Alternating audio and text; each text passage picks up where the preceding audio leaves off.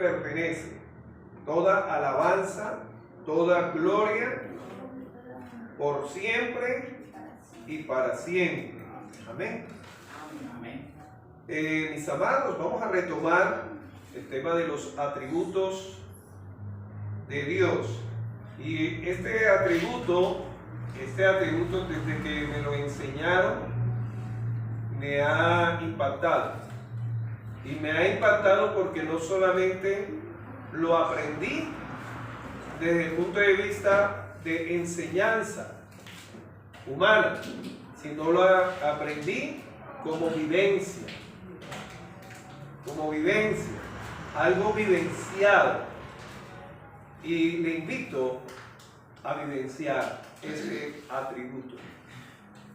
En teología y más que en teología, en la Biblia misma nos muestra que este atributo es el fundamento de los demás atributos, sea comunicable o no comunicable el atributo. Este es el fundamento de los otros. Y cantábamos un himno refiriéndose a ello. Y terminábamos también de cantar en sofonías referente a ello. El atributo es la gloria de Dios. La gloria de Dios. Y este nombre se le da a las personas, en este caso en femenino, ¿no? Usted conoce un hombre que se llame Gloria. A las mujeres. Y me acuerdo que en Barranquilla, cuando era joven, en una iglesia allá en Barranquilla, estábamos en una reunión de oración, clamor y súplica. Y en ese momento en el cual se estaba orando por enfermos, se habló en esa oración que la gloria de Dios obrara en los enfermos. Y una niña entró porque su nombre era Gloria. Gloria se llamaba esa niña. Gloria, ya no es una niña, ¿no? Gloria. Sus padres periodistas, el papá un periodista allá en Barranquilla, su mamá. Y viendo que su hija entró, ellos afuera la llamaban y los servidores o mujeres, como llamamos, servidores, mujeres, en fin, porteros, dice la Biblia, ¿no? Ahí le dijeron a ellos que entraran, ¿sí? Y ellos entraron porque la niña se sintió que estaban hablando de ella, de Gloria. Hasta el día de hoy, Gloria no ha dejado de estar siendo parte de la iglesia. Y sus padres esa noche recibieron y experimentaron la gloria de Dios para salvación.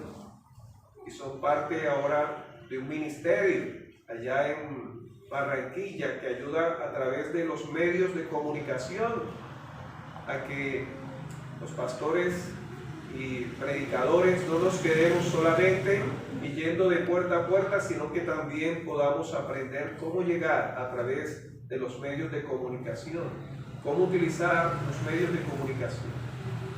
La gloria de Dios. Vamos a Ezequiel capítulo 43 y va a encontrar usted desde el profeta Ezequiel, desde el capítulo 40, habla de la visión del templo, la edificación. Ezequiel, un profeta del exilio. ¿Por qué un profeta del exilio, mis amados? Fueron llevados a Babilonia. Fueron llevados, ¿sí?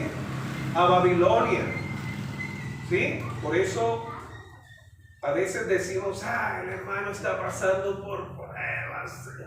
Eso es porque tiene algo guardado ahí, pecado.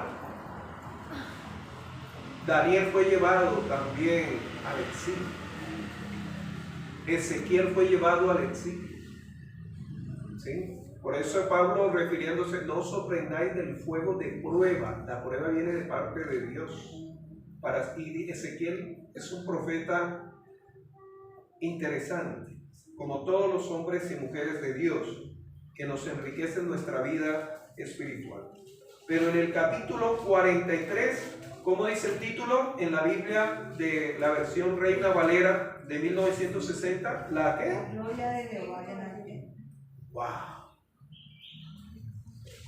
Este lugar no tiene trascendencia y la vida suya no tiene ninguna trascendencia si la gloria de Dios no está en su vida. El hermano John hablaba de ser llenos de la presencia de Dios. Y dice en el versículo 1 del capítulo 43 hasta el versículo 5 del capítulo 43 de Ezequiel. Dice así la palabra de Dios, y vamos a dividir esta enseñanza en dos partes. Una hoy, y si Dios lo permite, y si el Señor no viene antes, el próximo miércoles. Dice así la palabra de Dios: la gloria de Jehová llena el templo. Me llevó luego, dice el profeta, luego a la puerta que mira hacia el oriente.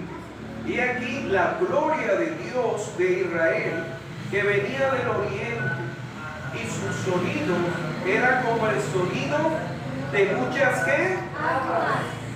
Imagínense los que han experimentado una bombada, una creciente, y de noche, como ruge, ¿no? ¿Sí? O un río desbordado. Ahora coloquémoslo más, un tsunami, que es el mar, no es río, tsunami, una ola gigantesca de muchas aguas, y la tierra ¿qué? Resplandecía a causa de ¿qué? De su gloria. De su gloria, de la gloria de Dios. Y el aspecto de lo que vi era como una ¿qué? Visión, era una visión. Como aquella visión que vi cuando vine para destruir la ciudad, y las visiones eran como la visión que vi junto al río ¿qué? Quebar. Capítulo 1 de este mismo libro. Ahí nos habla de ello hasta el capítulo 2. Y me postré sobre ¿qué? ¿A razón de qué? Vamos rápido. No, sobre algo o sobre alguien. Rendición de la gloria de Dios, la presencia de Dios. Y la gloria de Jehová entró en la casa. ¿Cuál casa? El templo. Por la vía de la puerta que daba al oriente. Y me alzó el Espíritu. ¿Espíritu con qué? Con mayúsculas.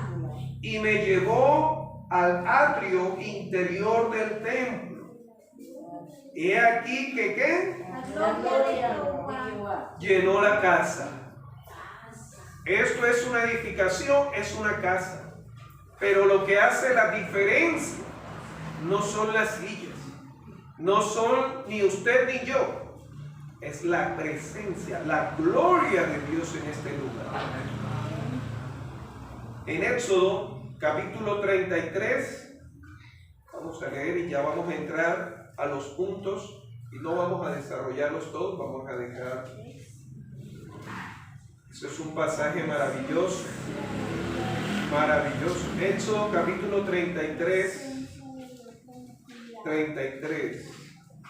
Hoy el Señor, si usted vive, experimenta la presencia de la gloria de Dios en su vida, manténgase en lo que es la presencia de Dios en su vida y en donde usted se encuentre. Éxodo capítulo 33. ¿Qué dice el título? Presencia de La presencia de Dios prometida. Y usted lo puede leer lo que implica, ¿sí? Una persona, un lugar llena de la gloria de Dios, de la presencia de Dios. Y ahí dice, cuando Moisés habla, Señor, que tu presencia, vamos, usted lo puede leer completamente, pero vamos al versículo 15, sobre este atributo maravilloso. Dice el versículo 15, usted lo puede leer desde el versículo 11, pero vamos al 15. Dice así la maravillosa, del versículo 14. Y dice, y él dijo, mi presencia irá contigo y te daré ¿qué? descanso. Y Moisés respondió, si tu presencia no ha de ir conmigo, no nos saques de aquí. ¿Y en qué se conocerá aquí que he hallado gracia en tus ojos, yo y tu pueblo, sino en que tú andes con nosotros y que yo y tu pueblo seamos apartados, santos, de todos los pueblos que están sobre la faz de la tierra? Y Jehová dijo a Moisés, también haré esto que has dicho, por cuanto has hallado gracia en mis ojos, y te he conocido ¿por qué? Por tu nombre. Y luego habla ahí y después dice el 18. Él entonces dijo, te ruego que me muestres ¿qué? Su gloria. Y le respondió, yo haré pasar todo mi bien delante de tu rostro, y proclamaré el nombre de Jehová delante de ti. Y tendré misericordia del que tendré misericordia, y seré clemente para con el que seré clemente. Y luego dice ahí referente a ello, la presencia, la gloria de Dios. La Biblia dice que usted y yo somos templos vivos de la presencia de Dios, que somos morada del Espíritu Santo, que Cristo por la fe está entronizado en su corazón. ¿Qué es la gloria de Dios? Vamos a tocar entonces, son seis puntos, hoy vamos a tocar solamente 3. Y voy a mencionarlos los 6 y vamos a tocar solamente 3. El primero es ¿qué es la gloria de Dios? Ese atributo. El segundo es la doctrina de la gloria de Dios. El tercero es el ámbito de la gracia divina en la cual se da la gloria de Dios. La cuarta, la gloria de Dios está presente en la vida del Señor Jesucristo, está también a través del Espíritu Santo, y la gloria de Dios llena la iglesia. Una quinta, la idolatría consiste en no darle la gloria a Dios. Y la sexta, la gloria de Dios relacionada con la belleza o hermosura del Señor. Hoy vamos a tocar solamente qué es la gloria de Dios como atributo, y la segunda, la doctrina de la gloria de Dios, y la tercera, en el ámbito de la gracia divina, la gloria de Dios. Y leíamos, mis amados, en Ezequiel 43, en la cual este profeta que fue llevado a la cautividad tiene esta revelación, tiene esta visión. Una visión, usted va a encontrar el significado y dice sueño. Y cuando habla de sueño no es de dormir en la cama, es tener una revelación que puede estar usted despierta o despierto. Dice la Biblia en Hechos capítulo 10 que Pedro tuvo una visión. ¿Sí? Tuvo una visión. Es una revelación en la cual esa persona experimenta en ese momento. ¿Sí? Como si estuviera viendo una pantalla, en fin, como si estuviera en su mente recibiendo esa información. Y encontramos que muchos hombres como este profeta tuvieron visión, una revelación, y esta vez de la gloria de Dios en el templo. Ahora, ¿por qué el templo ya había sido qué? Destruido. El templo de Salomón había sido destruido.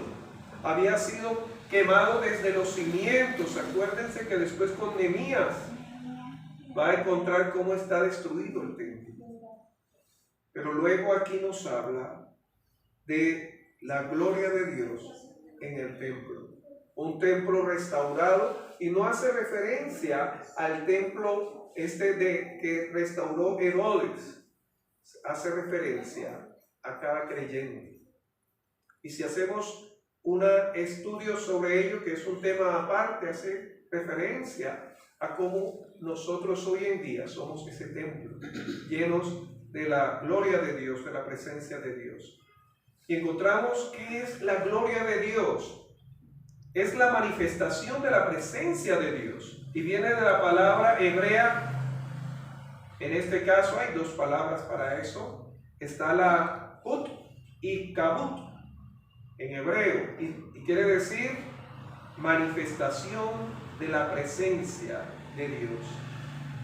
Y me llama la atención la palabra griega porque es doxa y significa majestad, honor y renombre. En griego doxa, honor y majestad.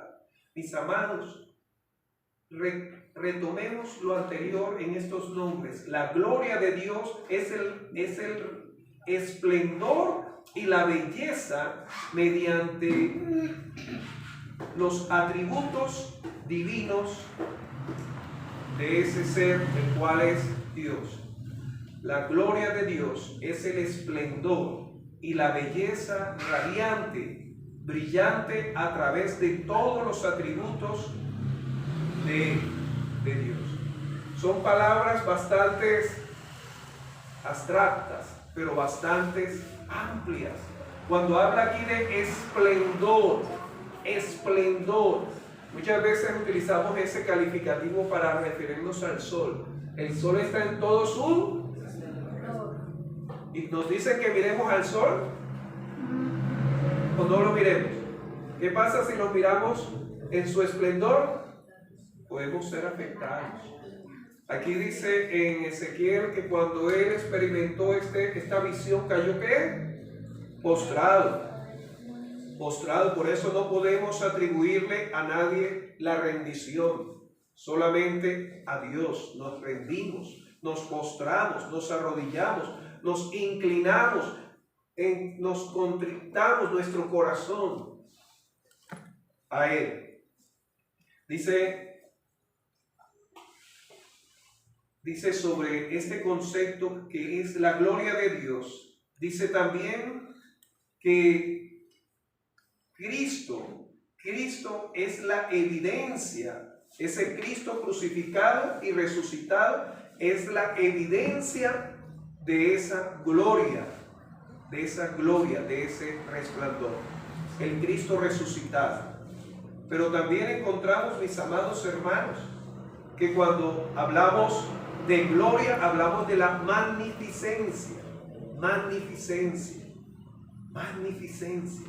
Y eso hace referencia cuando usted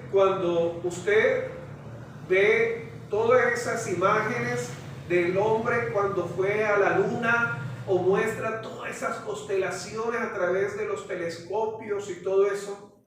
Magnificencia. Cuando usted ve el mar por primera vez, ¿sí? Las personas que han visto el mar por primera vez, la magnificencia. Y cuando habla de magnificencia, no es por el mar ni por los planetas, esa bóveda celeste, sino por lo que viene a nuestra mente, y terminamos en lo que dice el Salmo 19:1, que los cielos cuentan la gloria de Dios y el firmamento anuncia la obra de sus manos. Ningún ser humano, eso no pudo venir por la casualidad, ¿sí? Por una explosión o por una materia preexistente, porque la materia no puede ser persistente, no puede ser eterna. Encontramos la magnificencia incluso cuando ese mar azul, el Caribe, el Atlántico o el Pacífico, que es un poco grisáceo, lo vemos embravecido. El Salmo 136 nos habla de esa grandeza y termina diciendo, frente a todas esas experiencias que el hombre tiene, Salmo 136, léalo. Dice, porque Él es bueno, porque para siempre es su misericordia. Y habla ahí de los que van en los barcos y ellos dicen, han contemplado la grandeza de Dios cuando el mar empieza a mostrar su braveza y se oscurece y ellos pierden toda esperanza, esos marineros, y claman a Dios y Dios apacigua. La grandeza, la magnificencia de Dios. Frente a esto, mis amados, encontramos que esa perfección de esa gloria se ve en cada uno de los atributos de Dios. Encontramos también la doctrina de la gloria de Dios. Y dice que esta hace énfasis en su grandeza. Cuando habla de grandeza, no hay algo fuera de lo que es grande. ¿Sí? No hay otra cosa. Cuando habla de grandeza, quiere decir que no hay otro más grande que Él. No hay nada por encima de Él. El Isaías dice el Altísimo. El Altísimo. Y me acuerdo que en Bogotá trabajé en un colegio cristiano con un profesor que medía casi 1,90 m y corpulento, ¿sí? El profesor de educación física, Camilo, ¿sí? El profesor de educación física. Y a él le decían el Altísimo. Y Dios lo llamó a ser misionero a él con su esposa. Y cuando él le decía, nos referimos al profesor, el Altísimo. Y él decía, no, solamente hay un Altísimo, el cual es Jehová. Dice Isaías, yo soy alto, pero él es el Altísimo, el que está por encima de toda altura, de toda grandeza. Amén. Y él se refiere a eso. La grandeza, la trascendencia. Cuando habla de trascendencia, quiere decir que usted no lo puede acoger. Él no está inmerso en la creación, limitado. No, Él trasciende, está por encima de la creación. Habla también de la doctrina de la gloria de Dios. Habla de su esplendor y santidad. Y por eso vamos a la parte escritural. Rápidamente, vamos a la parte escritural. En las escrituras se dice que Dios está vestido con gloria y majestad. Vamos a primer libro de Crónicas, capítulo 16. Primer libro de Crónicas, capítulo 16. Primer libro de Crónicas, capítulo 16. En el versículo, en este caso, primer libro de Crónicas, capítulo 16. Nos habla aquí el autor. Capítulo 16 de Crónicas, versículo 27. Alabanza y magnificencia. ¿Qué dice? Alabanza y magnificencia delante de Él, poder y alegría en su morada. Amén. Nuevamente, mis amados. ¿Qué dice? Alabanza y magnificencia delante de Él, poder y alegría en su morada. Amén. Nos habla de ese atributo el cual está en Dios, magnificencia y grandeza. Encontramos también lo que nos dice el Salmo 29. Salmo 29. Vamos al Salmo 29. Todo esto nos permite conocer quién es ese Padre, ese Dios que usted tiene, que yo tengo. 29, versículo 4. Voz de Jehová